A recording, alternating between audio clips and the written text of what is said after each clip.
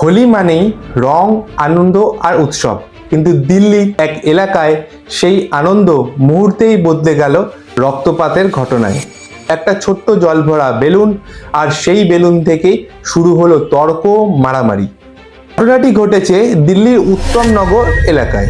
হোলির দিন দুপুরে এলাকার বাচ্চারা ছাদ থেকে জল ভরা বেলুন ছুড়ছিল খেলতে খেলতে। অভিযোগ অনুযায়ী একটি 11 বছরের মেয়ের ছোড়া বেলুন রাস্তায় গিয়ে যাওয়া এক মহিলার গায়ে লাগে। এতেই শুরু হয় তর্কাতর্কি।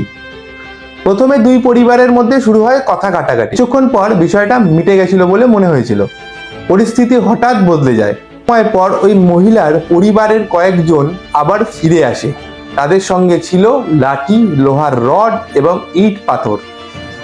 এরপরই তারা হামলা চালায় এলাকার এক যুবক তরুণের ওপর। স্থানীয়দের মতে তরুণ ওই এলাকারই বাসিন্দা ছিল।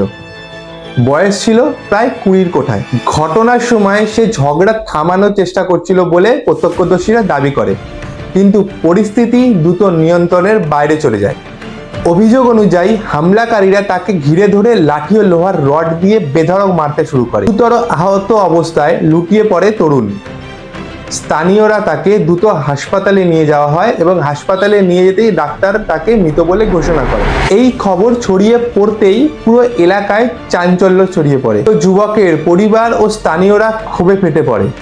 এলাকায় বিক্ষোভ শুরু হয় এবং কিছু জায়গায় ভাঙচুর ও আগুন লাগানোর মতন ঘটনা সামনে আসে। পরিস্থিতি নিয়ন্ত্রণে আনতে এলাকায় মোতায়েন করা হয় অতিরিক্ত পুলিশ বাহিনী। এই ঘটনায় ইতিমধ্যে কয়েকজন অভিযুক্তকে গ্রেপ্তার করা হয়েছে এবং তাদের মধ্যে একজন নাবালক আছে বলেও জানা যাচ্ছে। পুলিশ জানিয়েছে সিসিটিভি ফুটেজ ও প্রত্যক্ষদর্শীদের বক্তব্যের ভিত্তিতে তদন্ত চলছে। প্রসঙ্গত, ঘটনার কয়েকদিনের মধ্যেই প্রশাসনের অভিযুক্তদের বাড়ির অবৈধ অংশ বুলডোজার দিয়ে গুড়িয়ে দেওয়া হয়।